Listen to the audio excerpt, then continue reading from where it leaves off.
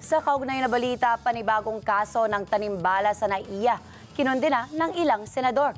Si Mean Corvera sa detalye ng balita. Mean? Kinundena ni Senador Grace po ang panibagong insidente ng tanimbala sa Ninoy Aquino International Airport na ang pinakabagong biktima ay isang 69 anyos na pasahero. Kasunod yan ng reklamo ng biktimang si Ruth Adel.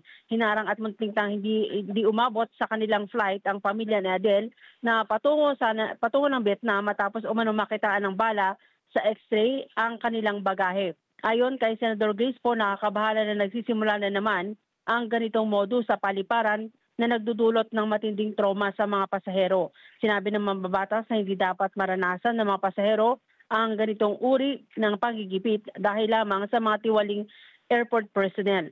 Dapat ang mga ito anya ay nagbabantay at nagbibigay ng proteksyon lalo na sa mga kababayang biyahero at hindi naglalagay sa kanila sa panganib.